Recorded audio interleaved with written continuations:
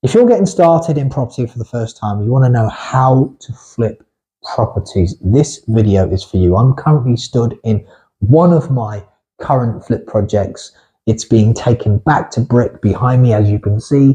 It's getting ripped apart, smashed to pieces, and then completely renovated throughout. This is going to be a big project, relatively speaking, big project, a little bit more than just the normal quick refurb. There's going to be some reconfiguration, some changes, which I'm going to be sharing on my channel. So watch out for those videos or more detail on this project and the other ones that I currently have going on. If you want to get started in flipping property, it's crucial that you don't overpay for that project. Overpaying for a project is a very common mistake. It's all too easy to do. And when you're buying a property, just because it's stinky, horrible, smashed up, falling to bits, doesn't mean it's priced correctly. Now, it can be, but prices can often be massively overpriced, or in some cases, prices can be deceiving. But prices can also be set for the typical person who wants to buy a property, do a refurb on it, and live in it.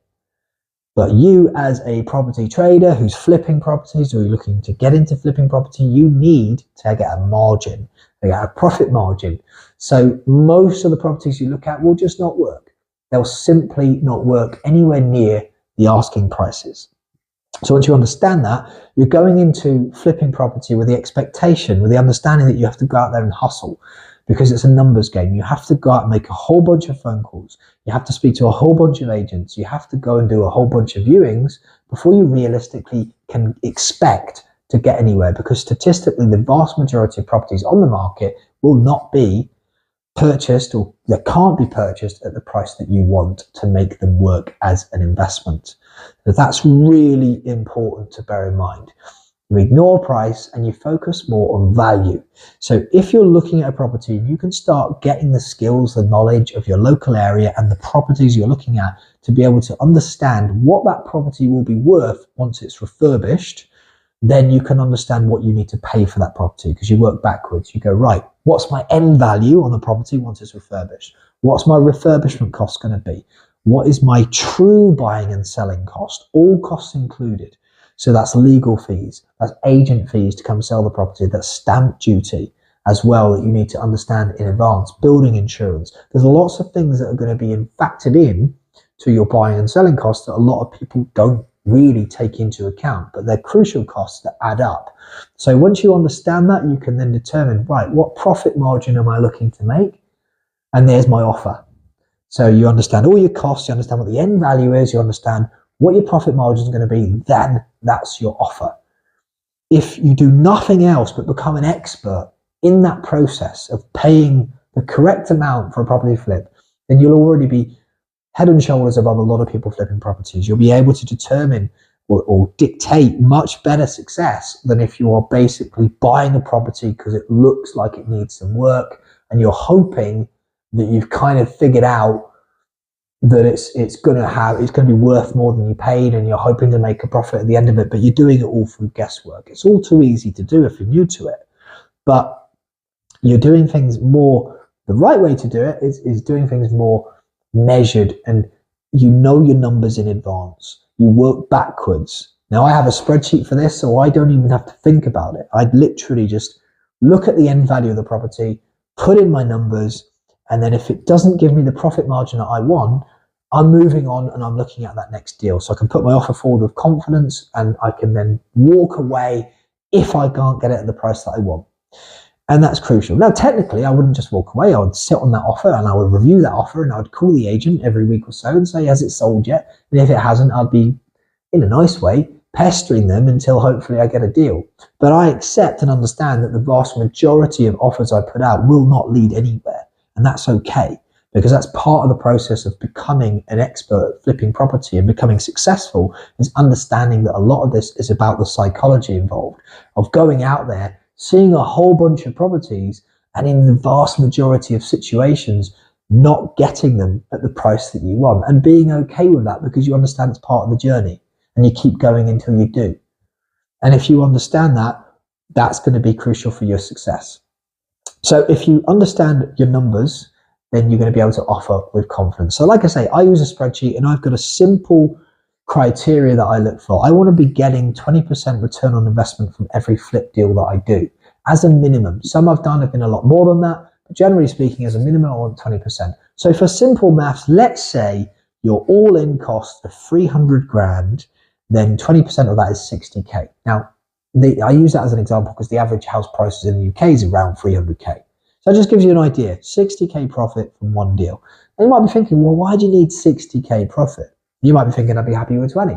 Well, because by the time you factor in your true costs, any holding costs that you have, any finance costs that you might have on that property, even if it's not money you borrow from someone else, there's still an opportunity cost that needs to be factored in from holding or investing money in a deal that's tied up that could be doing something else for you.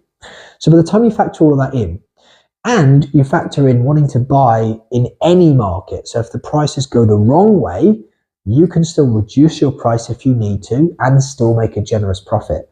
That's why that 20% comes in for me. That's why I feel like that gives me enough of a buffer to be able to buy in any market, even in a falling market. I don't care what's happening in the market. I can make sure my strategy works because I'm getting properties at the right prices.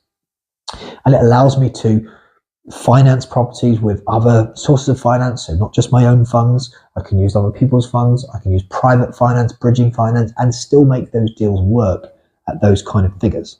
Now, of course, everyone's different in terms of what they look for and profit margins. That's fine, but that's just my recommendation for you. If you're getting into property, to be looking around about those kind of figures. So 20% return on investment or higher. Simply put, 300k in, you want 60k back profit margin as a minimum.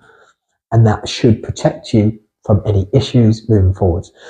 Aside from that, make damn sure that you get your refurb costs accurately done, so you're not overpaying for contractors doing work, so you're making sure you get multiple quotations. That's really important when you're doing this as a business, and profit margin is key, but you're also getting quality.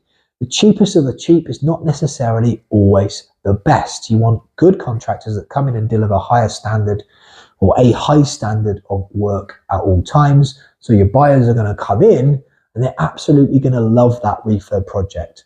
Now, when you're doing a refurbishment, there's a number of clever ways you can add massive value to a project without overspending.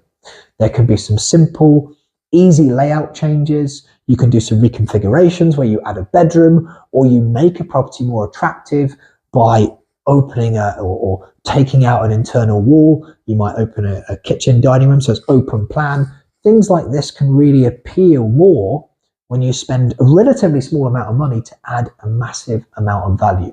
Doing things that not necessarily everybody has the time, knowledge, inclination, or budget to do themselves, but without necessarily overspending. The crucial thing is when you're doing a project, you don't want to be overspending. So if you're doing massive extensions, depending on the area you're doing a project, it's not going to necessarily always be viable financially for you to be doing those big extensions. They take a long time and they're very expensive. They can work in some cases, depending where you've bought and what you've paid for it. But in most cases, you'll probably not get your money back, generally speaking, compared to doing a quicker refurb with some more cost-effective, quick, easy layout changes. So that's just something to bear in mind. You can add massive value through reconfigurations, internal layout changes, and that can be really important in maximizing value. When you're coming to buy a property and you're looking at what the property price is going to be worth once it's refurbished, don't just look at the sold price data. The sold price data is really useful. So you've got the likes of Rightmove, Zoopla, Net House Prices, Mouse Price. All these sites are great. They're free to use. They tell you what properties have sold for on the street that you're looking at or in the nearby area that you're looking at. And that's great.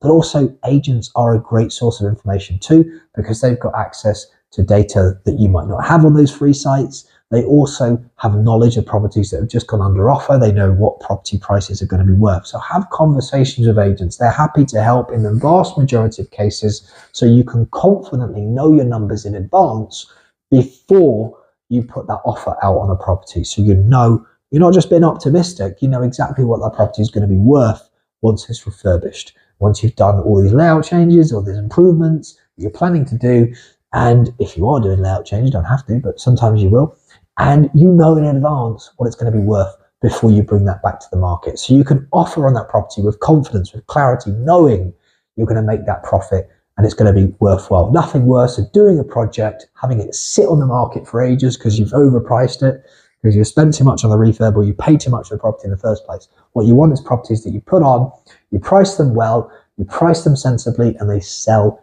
really quickly. So hopefully this information is useful for you in getting started with flipping property. If you found it useful, then go ahead and hit that like button, subscribe to this channel for more videos like this, and you'll see me again in the next one.